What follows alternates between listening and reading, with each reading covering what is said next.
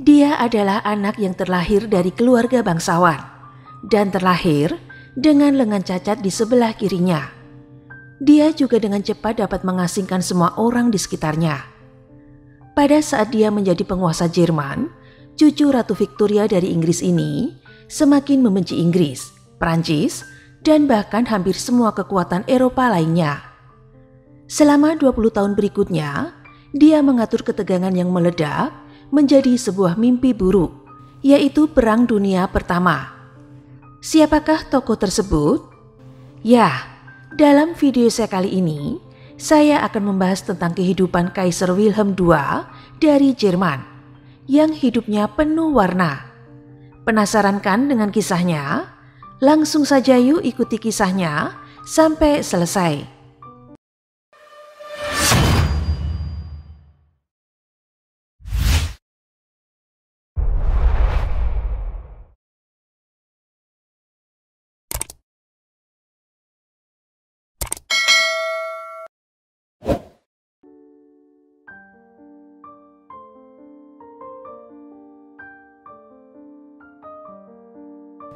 Terlahir dengan nama Friedrich Wilhelm Victor Albert von Hohenzollern, lahir pada tanggal 27 Januari tahun 1859 di Istana Putra Mahkota di Berlin, Jerman. Ayahnya adalah Pangeran Friedrich Wilhelm dari Prusia, sementara ibunya adalah putri Inggris yang bernama Victoria dan dikenal dengan panggilan Vicky, yang merupakan anak perempuan tertua Ratu Victoria dari Inggris. Dapat dikatakan, kelahiran Wilhelm sangat tidak mudah. Kalau istilah sekarang, dinamakan kelahiran sungsang. Dokter mengalami kesulitan besar untuk mengeluarkan bayi dari jalan lahir. Akibat cedera selama kelahirannya, membuat lengan kiri Wilhelm menjadi layu dan hampir tidak berguna karena secara signifikan, lengan kirinya lebih pendek dari lengan kanannya.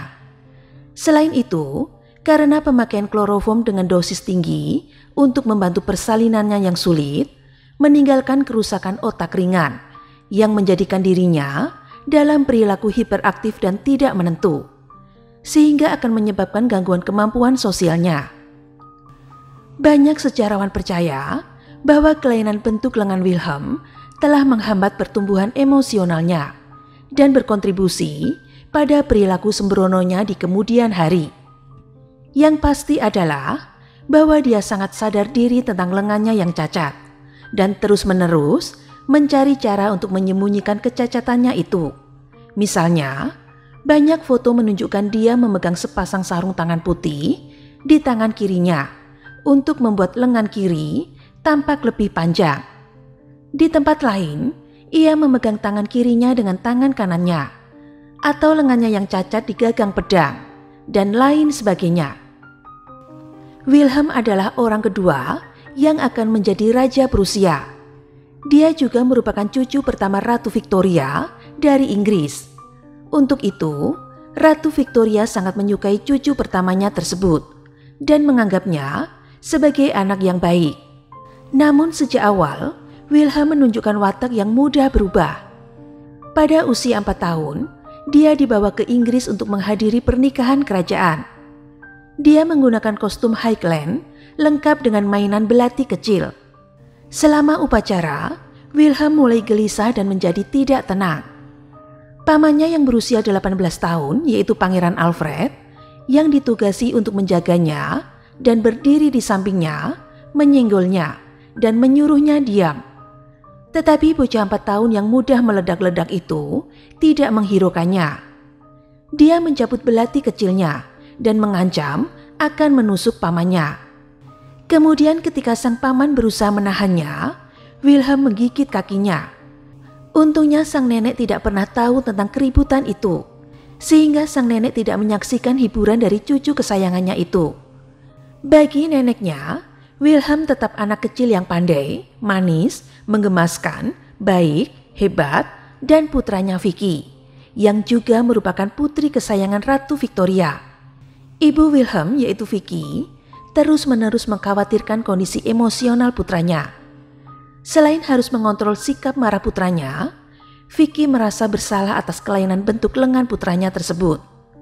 dan secara tidak rasional, dia menyalahkan dirinya sendiri atas kondisi tersebut. Vicky khawatir hal itu akan menghalanginya memenuhi kewajibannya sebagai pewaris tahta. Satu hal yang menjadi obsesinya adalah dia bertekad agar anaknya Wilhelm harus menjadi penunggang kuda yang baik. Fakta bahwa Wilhelm sebagai pewaris tahta dan tidak bisa menunggang kuda tidak dapat ditolerir bagi Vicky. Pelajaran berkuda dimulai ketika Wilhelm berusia 8 tahun dan merupakan masalah ketahanan untuk Wilhelm. Berkali-kali pangeran yang menangis itu diletakkan di atas kudanya dan dipaksa untuk melewati step by step pelajaran berkudanya. Dia jatuh dari waktu ke waktu, tetapi meskipun air matanya menetes, ia dipaksa untuk naik ke kuda kembali. Setelah berminggu-minggu, dia akhirnya berhasil dengan benar dan mampu mempertahankan keseimbangannya. Sebagai seorang remaja, Wilhelm telah dibimbing secara pribadi. Namun sejak usia 13 tahun, ia dikirim ke Frederick Gymnasium di Kassel. Dia terbukti menjadi siswa yang berbakat dan berprestasi baik dalam semua studinya. Dia lulus pada usia 18 tahun pada tahun 1877. Nenek Victoria sangat senang dengan cucu laki-lakinya yang sangat istimewa, sehingga dia menganugerahkan Order of the Garter, salah satu hadiah tertinggi yang bisa dia berikan. Setelah lulus, dia kuliah di Universitas Bonn. Selama 4 tahun berikutnya, ia belajar hukum dan politik. Wilhelm memiliki kecerdasan yang tinggi, tetapi ini sering tertutupi oleh temperamennya yang tidak ramah. Selain studi formalnya, Wilhelm ditanamkan ke dalam cita-cita militer yang merupakan simbol kejantanan Prusia. Konsep orang militer yang tangguh dan disiplin ini sangat erat kaitannya dengan nasionalisme Prusia. Wilhelm menentang upaya orang tuanya, terutama ibunya, untuk mendidiknya dalam semangat liberalisme Inggris. Sebaliknya, ia setuju dengan dukungan tutornya terhadap pemerintahan otokratis dan secara bertahap menjadi Prusiaisasi di bawah pengaruh mereka. Oleh karena itu, ia menjadi terasing dari orang tuanya dan mencurigai mereka mengutamakan kepentingan Inggris. Putra mahkota Frederick yang merupakan ayahnya Wilhelm dipandang oleh putranya dengan cinta dan rasa hormat yang dalam. Wilhelm juga mengidolakan kakeknya, yaitu Wilhelm I. Namun ia memiliki hubungan yang jauh dengan ibunya yang berdarah Inggris. Layanan militer Wilhelm dimulai pada usia 21 tahun. Dia diberi pangkat Letnan I di Resimen Pertama Angkatan Darat yang berbasis di Potsdam. Dia sangat menyukai dengan kehidupan di lingkungan militernya, dan hal ini memiliki dampak besar pada dirinya di masa dewasanya kelak. Budaya militer hipermaskulin Prusia pada periode ini banyak membantu membentuk cita-cita politik dan hubungan pribadinya. Dia juga kemudian mengatakan hal berikut tentang waktunya di militer. Saya benar-benar menemukan keluarga saya, teman-teman saya, dan minat saya. Segala sesuatu yang sampai saat itu harus saya lakukan tanpanya. Di atas segalanya, waktunya di militer mengilhami pangeran muda dengan kepercayaan diri. Dia menjadi lebih yakin dalam sikapnya dan mulai berbicara dengan aura otoritas. Namun semakin dia berkembang sebagai seorang militer, semakin jauh dia dengan orang tuanya. Dia memandang mereka sebagai terlalu diinvestasikan dalam liberalisme Inggris dengan mengorbankan nasionalisme Prusia. Wilhelm berusia 21 tahun ketika dia bertemu dengan calon istrinya, yaitu Augusta Victoria Schleswig-Holstein yang dikenal sebagai Donna. Itu bukan satu-satunya cinta pertamanya. Beberapa tahun sebelumnya, dia pernah jatuh cinta pada sepupu pertamanya, yaitu Putri Elizabeth dari Hesse. Tetapi Elizabeth menolak lamaran pernikahannya. Tidak demikian dengan Donna. Pasangan itu bertunangan pada tahun 1880. Mereka menikah pada tahun 1881 dan akan memiliki 7 anak, 6 putra dan 1 putri. Setelah pernikahannya, Wilhelm mendapatkan sekutu yang kuat dalam bentuk negarawan Prusia, yaitu Otto von Bismarck, yang melihat pangeran sebagai sarana untuk memajukan karir politiknya sendiri. Dia akan menggunakan anak laki-laki itu sebagai sarana untuk mendapatkan keuntungan dari orang tua mereka. Dengan Bismarck menarik tali, Wilhelm mulai dikirim pada misi diplomatik. Tugas pertama diplomatiknya adalah ke Saint Petersburg untuk menghadiri upacara kedewasaan untuk Tsar Nicholas yang kelak sebagai Tsar Nicholas II yang kala itu berusia 16 tahun. Tetapi Wilhelm yang angkuh dan arogan tidak membuat kesan yang baik pada Tsar Alexander yang merupakan ayah Nicholas. 2 tahun kemudian, pada tahun 1886, Wilhelm pergi bersama kakeknya untuk mengunjungi Kaisar Austria-Hungaria, yaitu Franz Joseph. Perjalanan ini berjalan lebih baik, terutama karena Wilhelm berada di bawah pengawasan kakeknya, yaitu Kaisar Wilhelm I yang dia hormati. Sementara itu, Bismarck bekerja mempersiapkan Wilhelm untuk pemerintahan. Dia mulai menanamkan kebencian kepada Wilhelm terhadap sesuatu yang berhubungan dengan Inggris. Hal ini semakin membuat hubungan Wilhelm dengan orang tuanya tidak berjalan bagus, terutama dengan ibunya yang orang Inggris. Pada tanggal 9 Maret tahun 1888, Kaisar Wilhelm I meninggal di Berlin. Ayah Wilhelm sekarang mewarisi peran tersebut sebagai Kaisar Frederick III. Frederick sudah menderita kanker tenggorokan yang tidak dapat disembuhkan dan menghabiskan 99 hari masa pemerintahannya untuk melawan penyakitnya, sebelum akhirnya meninggal.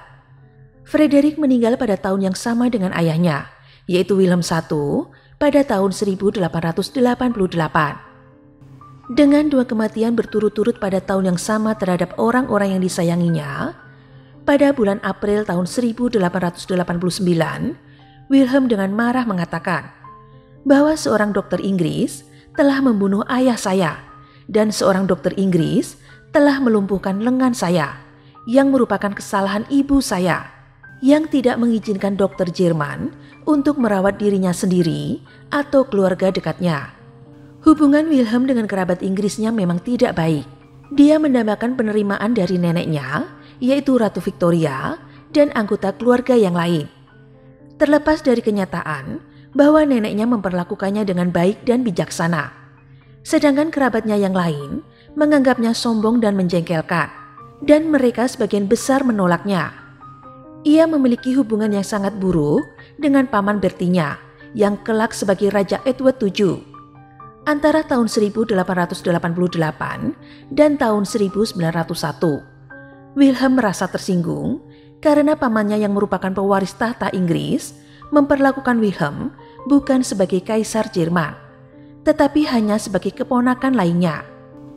Sebagai gantinya, Wilhelm sering mencemooh pamannya yang dia sebut sebagai burung merak tua, karena Edward memang menjadi putra mahkota terlama dan dia menyombongkan posisinya sebagai kaisar.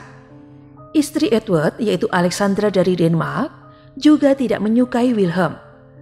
Alexandra tidak pernah melupakan perebutan Schleswig-Holstein oleh Prusia dari Denmark pada tahun 1860-an, serta merasa terganggu atas perlakuan Wilhelm terhadap ibunya. Meskipun hubungannya buruk dengan kerabat Inggrisnya, ketika ia menerima kabar bahwa Ratu Victoria sedang kritis di rumah Osborne pada Januari tahun 1901, Wilhelm pergi ke Inggris dan berada di samping tempat tidurnya ketika neneknya meninggal, dan dia tetap tinggal untuk pemakaman neneknya. Dia juga hadir di pemakaman pamannya, yaitu Raja Edward VII pada tahun 1910. Setelah kematian ayahnya, di usianya yang ke-29 tahun, Wilhelm pun diangkat menjadi Kaisar Jerman dan Raja Prusia pada tanggal 15 Juni tahun 1888 dan menjadi Kaisar Wilhelm II dari Jerman dan Prusia. Meskipun di masa mudanya, Wilhelm adalah pengagum berat Otto von Bismarck, sifat ketidaksabaran Wilhelm yang khas segera membawanya ke dalam konflik dengan Kanselir besi yang merupakan tokoh yang dominan dalam fondasi kerajaannya. Kaisar baru itu menentang kebijakan luar negeri Bismarck. Dia lebih memilih ekspansi yang kuat dan cepat untuk melindungi Jerman. Selain itu, Kaisar muda yang telah naik tahta itu tidak seperti kakeknya. Bismarck percaya bahwa Wilhelm adalah sosok yang tidak mudah dikuasai, dan ia menunjukkan sedikit respek terhadap kebijakan Wilhelm pada akhir tahun 1880-an. Perpecahan terakhir antara raja dan negarawan segera terjadi. Ketika itu, Otto von Bismarck, negarawan yang sudah berpengalaman, menganjurkan kebijakan hubungan damai dengan kepala negara lainnya.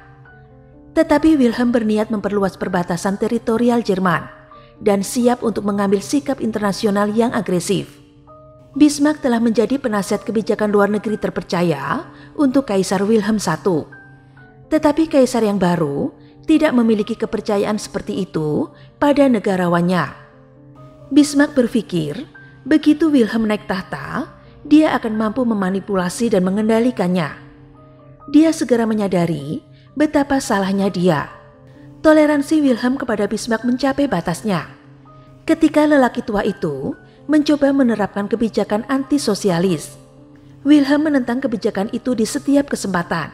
Akhirnya keduanya mengalami pertemuan panas yang berakhir dengan Wilhelm menuntut pengunduran diri Bismarck. Ketika Bismarck menjadi menteri luar negeri, ada keadaan damai yang seimbang antara Jerman, Prancis, dan Rusia. Rusia sekarang tidak percaya pada kemampuan Wilhelm untuk menjaga perdamaian dan semakin dekat dengan Prancis. Perdamaian antara Rusia dan Jerman semakin rapuh. Pada awal tahun 1900-an, Wilhelm fokus membangun Angkatan Laut Jerman. Dia berpikir jika Angkatan Laut menjadi kuat adalah simbol posisi Jerman sebagai negara adidaya dunia dan terobsesi dengan ide untuk membangun kapal besar. Berjam-jam dihabiskan untuk menggambar desain kapalnya sendiri. Dia juga memastikan untuk memberitahu seluruh Eropa bagaimana dia membangun kekuatan militer negaranya. Pada saat yang sama, dia meregangkan otot internasionalnya. Wilhelm membuat perbaikan domestik. Dia mereformasi pendidikan publik untuk membuatnya tersedia bagi setiap anak. Dia juga seorang penganjur seni dan sains. Memulai Kaiser Wilhelm Society untuk memajukan penelitian ilmiah. Wilhelm sekarang berhasil mengasingkan sebagian besar pemimpin Eropa. Dia kurang dalam kesabaran, memiliki temperamen yang meledak-ledak, dan tidak memiliki kebijaksanaan apapun. Contoh terkenal kemampuannya untuk mengasingkan orang lain adalah ketika pada tahun 1896 dia mengisi telegram kepada Presiden Kruger dari Republik Transvaal di Afrika Selatan. Pesan itu memberi selamat kepada Kruger atas penindasannya terhadap serangan Jameson yang dipimpin Inggris. Ketika berita telegram itu sampai ke Inggris, hal itu menyebabkan kemarahan terhadap Jerman. Bahkan sebelum kejadian ini, keluarga kerajaan Inggris yang terkait dengan Wilhelm tidak menyukainya. Selain arogansi alaminya, dia juga dipandang sebagai pemimpin yang rasisme. Dia terus-menerus memperingatkan para pemimpin Eropa tentang bahaya kuning yang mengacu pada Jepang dan Cina. Sementara dia puas dengan mengasingkan kekuatan Eropa, Wilhelm berusaha keras untuk mengembangkan hubungan baik dengan para pemimpin Kekaisaran Ottoman Turki. Perjalanannya ke Istanbul adalah pada tahun 1889. Dia membuat kesepakatan untuk menjual senjata kepada tentara Ottoman. 9 tahun kemudian, dia melakukan perjalanan selama sebulan melalui Tanah Suci. Sebelum pulang, dia menyatakan persahabatan abadinya dengan orang Turki. Pada tahun 1905, Wilhelm melakukan salah satu kesalahan diplomatik yang lebih besar. Ketika dia mengunjungi Tangiers di Maroko. Di sana dia bertemu dengan perwakilan Sultan Abdelaziz, menyatakan dukungannya untuk kedaulatan Maroko. Ini merupakan tantangan langsung dari Prancis yang memiliki pangkalan militer besar di Maroko. Atas tindakannya ini, semakin mengasingkan Kaiser dari komunitas internasional. Apa yang kemudian dikenal sebagai krisis Maroko juga berfungsi untuk menyatukan saingan seumur hidup sebelumnya, yaitu Prancis dan Inggris, dalam penentangan mereka terhadap sikap agresif penguasa Jerman. Pada tahun 1908, Wilhelm menyetujui wawancara untuk surat kabar Inggris, Daily Telegraph. Dia melihatnya sebagai kesempatan untuk memperkuat hubungan Anglo-Jerman. Selama wawancara, amarahnya yang meledak-ledak menguasainya, dan dia berhasil menghina orang-orang Inggris berkali-kali, serta menyindir Rusia dan Prancis telah mencoba menarik Jerman ke dalam Perang Boer Kedua. Seluruh wawancara dianggap bencana dan sangat memalukan orang-orang Jerman. Seruan bahkan dibuat untuk Wilhelm untuk turun tahta. Setelah kejatuhan akibat dari wawancaranya, akhirnya Wilhelm diam. Setelah sebulan, dia muncul kembali untuk segera memaksa rektornya, yaitu Pangeran Bülow, untuk mengundurkan diri, menyalahkan dia karena mengizinkan wawancara bencana di tempat pertama. Ini adalah langkah yang mengerikan, dan dia semakin kehilangan dukungan internal yang dia miliki. Hal ini mencuri kepercayaan diri yang masih dimiliki Wilhelm. Dia jatuh ke dalam keadaan depresi yang dalam. Seluruh energinya dicurahkan ke proyek kesayangannya untuk membangun angkatan laut Jerman. Obsesinya adalah untuk membangun kapal perang yang lebih kuat daripada Inggris. Akibat obsesi proyeknya ini, membuat negaranya mengalami kesulitan keuangan yang serius.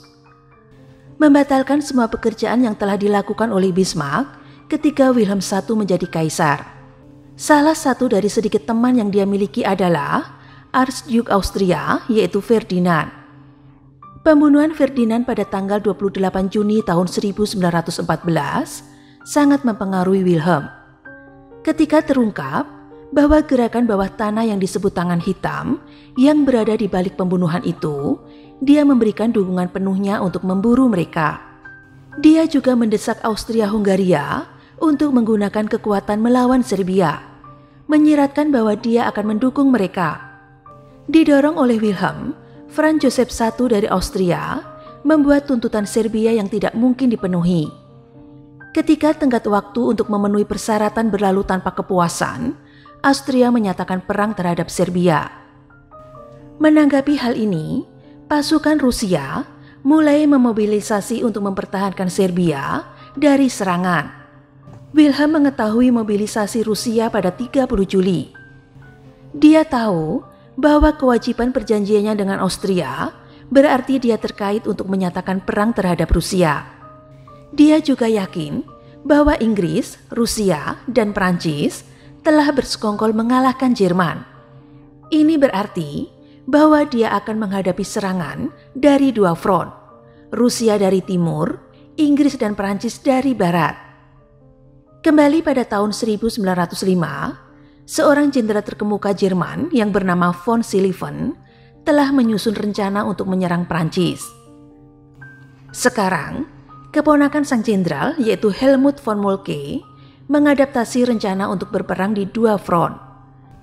Rencana itu menyerukan serangan pendahuluan di negara yang lebih lemah. Negara yang lebih lemah itu adalah Prancis. Begitu serangan itu berhasil dilakukan, fokusnya bisa beralih ke Rusia. Wilhelm tertarik dengan rencana ini, tetapi tidak demikian dengan para jenderalnya. Mereka yakin bahwa Rusia tidak siap untuk perang dan ingin menyerang ke timur terlebih dahulu.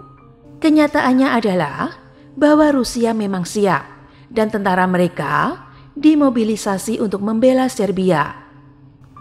Wilhelm berhasil meyakinkan para jenderalnya dan rencana Schlieffen pun dijalankan, dan itu terbukti menjadi bencana. Ketika upaya perang Jerman terus berlanjut, pengaruh Wilhelm semakin berkurang. Ketika pejabat tinggi militer Jerman, yaitu Feldmarschall Paul von Hindenburg dan Jenderal Erich Ludendorff, mengambil alih kendali. Kaisar menyibukkan diri dengan pemberian medali dan memimpin upacara militer. Suasana hatinya mengikuti pola manik depresif, berfluktuasi antara euforia bahwa Jerman akan menghancurkan sekutu dan keputusasaan bahwa semuanya akan hilang. Ketika perang berakhir pada bulan-bulan penutupan tahun 1918, Presiden Amerika yaitu Woodrow Wilson mengumumkan bahwa Kaisar Jerman tidak akan diizinkan untuk mengambil bagian dalam negosiasi damai apapun. Ini secara efektif membuat Wilhelm menjadi pemimpin yang lemah. Ketika penyerahan Jerman semakin dekat, semua pemberontakan pecah di Jerman. Sebagian besar orang muak dan bosan dengan pemimpin mereka yang arogan dan ceroboh. ada seruan penting dalam pengunduran dirinya. Tetap saja Wilhelm terombang-ambing. Bahkan tanpa dukungan sama sekali, dia berpikir bahwa dia dapat mempertahankan setidaknya satu dari dua mahkotanya, yaitu Jerman dan Prusia. Tetapi konstitusi telah menetapkan bahwa kedua mahkota itu untuk selamanya terjalin. Turun tahta dari satu tahta berarti turun tahta dari keduanya. Pada tanggal 9 November, Kanselir Pangeran Max von Baden mengumumkan bahwa Kanselir Wilhelm II turun tahta. Dia melakukan ini untuk membendung gelombang revolusi. Namun upaya Kanselir menjadi bumerang dan dia sendiri terpaksa mengundurkan diri. Namun keesokan harinya, pada tanggal 10 November, Wilhelm melarikan diri ke Belanda dan dia masih belum turun tahta. Namun selama beberapa hari berikutnya, penasihat militer utamanya yaitu Paul von Hindenburg menyarankan untuk turun tahta. Jenderal menjelaskan bahwa Wilhelm tidak memperoleh dukungan tentara dan bahwa mereka tidak akan mendukungnya ketika mereka kembali dari perang. Menyadari bahwa situasinya tidak dapat dipertahankan, Wilhelm menghadapi kenyataan dan turun tahta pada tanggal 28 November tahun 1918. Perjanjian Versailles yang secara resmi mengakhiri perang ditandatangani pada tanggal 28 Juni tahun 1919. Perjanjian itu mencap Kaisar Wilhelm sebagai penjahat perang dan menetapkan bahwa dia akan menjadi penjahat perang dituntut karena pelanggaran tertinggi terhadap moralitas internasional dan kesucian perjanjian. Pemerintah Belanda walau bagaimanapun menolak untuk mengekstradisi Wilhelm. Situasi ini sebenarnya menyenangkan Presiden Wilson yang merasa bahwa pengadilan dan penuntutan Kaiser hanya akan memperpanjang ketegangan antara Jerman dan seluruh Eropa. Hal terbaik bagi Wilhelm adalah tetap di Belanda. Wilhelm membeli sebuah rumah di Belanda di kota Matiadon. Dia akan tetap di sana selama sisa hidupnya. Republik Weimar Jerman yang baru mengizinkannya untuk mengangkut beberapa barang miliknya ke sana dari istana lamanya di dekat Potsdam. Dia sekarang menjadikan misi hidupnya untuk membersihkan namanya dari kesalahan perang yang dituduhkan padanya. Pada bulan April tahun 1921, istri Wilhelm yaitu Donna meninggal dunia. Beberapa bulan sebelumnya, putra mereka yaitu Joachim meninggal karena bunuh diri. Kematian ini merupakan pukulan telak bagi Kaiser yang diasingkan. Pada tahun 1922, Wilhelm menulis sebuah memoir di mana dia membela kebijakan internasionalnya dan mengajukan kasusnya bahwa dia tidak bertanggung jawab atas perang yang menyebabkan lebih dari 10 juta kematian. Pada saat yang sama, dia menjadi aktif secara sosial di Belanda, menjamu tamu-tamu terkenal dan melibatkan minatnya pada arkeologi dan berburu. Dia juga memulai hobi baru dengan memotong kayu. Meskipun lengannya cacat, ia menjadi cukup mahir dalam hal itu. Menebang ribuan pohon selama 2 dekade terakhir hidupnya. Pada pertengahan tahun 1922, Wilhelm bertemu dengan putri Hermine Roos dari Greece. Ada ketertarikan timbal balik langsung dan mereka menikah pada tanggal 9 November tahun 1922. Selama tahun 1930-an, Wilhelm menaruh perhatian besar pada kebangkitan Nazisme. Dia tidak pernah memeluk partai atau menjadi pemimpinnya, tetapi tetap berharap bahwa Hitler pada akhirnya akan mengembalikan monarki.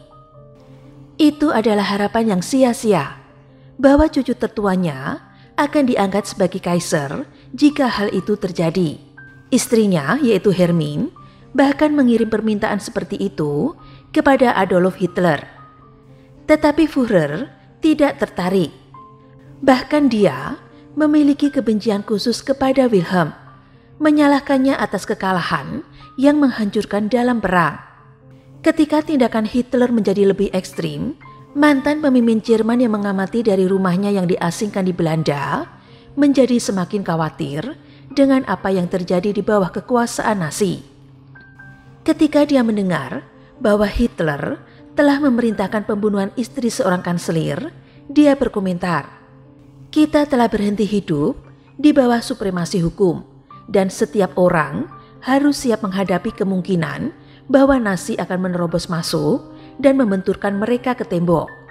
Antipati Wilhelm terhadap Hitler menjadi kebencian pribadi. Dia percaya bahwa Führer sedang mengubah militer kesayangannya menjadi geng preman. Namun ketika Hitler mulai meraih kemenangan militer internasional, Wilhelm mengubah nadanya dan mulai memberikan pujian kepadanya. Ketika Belanda diduduki pada bulan Mei tahun 1940, ia menerima pesan berikut dari Wilhelm. "Führer, saya mengucapkan selamat kepada Anda dan berharap bahwa di bawah kepemimpinan Anda yang luar biasa, monarki Jerman akan dipulihkan sepenuhnya." Hitler tidak senang, bahkan dia menyebut Wilhelm sebagai orang idiot. Kesan itu diperkuat ketika setelah jatuhnya Paris, Hitler menerima pesan dari Wilhelm yang berbunyi, "Selamat, Anda telah menang dengan menggunakan pasukan saya." Di bawah pendudukan Jerman, rumah Wilhelm dijaga oleh penjaga Jerman. Ini lebih untuk memberikan perlindungan bagi kaisar tua yang sekarang berusia 82 tahun daripada memenjarakannya. Itu dilakukan atas perintah seorang jenderal Nazi, dan ketika Hitler mengetahuinya, dia sangat marah. Dia pun langsung memecat jenderal itu. Kaisar Wilhelm II meninggal pada tanggal 4 Juni tahun 1941 karena penyakit emboli paru. Dalam kematiannya, Adolf Hitler melihat peluang untuk dijadikan modal politik. Dia memerintahkan agar mayat itu dikembalikan ke Berlin untuk pemakaman kenegaraan. Dia melihat ini sebagai cara untuk menunjukkan orang-orang Jerman bahwa Reich ketiga adalah kelanjutan dari kekaisaran Jerman lama. Namun keinginan Hitler ditolak. Wilhelm telah menjelaskan kepada pihak berwenang Belanda bahwa dia tidak akan pernah kembali ke Jerman sampai monarki dipulihkan. Pemerintah Belanda menyetujui keinginan ini dan jenazahnya tetap berada di Belanda, di mana dia diberi pemakaman militer. Dia dimakamkan di sebuah mausoleum di properti Don yang merupakan rumahnya di Belanda. Di sana dia tinggal sampai hari ini. Itu tadi kisah hari ini tentang Kaisar Wilhelm II dari Jerman. Dan saya sudah tidak sabar menunggu pendapat teman-teman di kolom komentar. Terima kasih sudah mendengarkan cerita Adelisti pada hari ini, dan tunggu cerita-cerita selanjutnya yang lebih seru.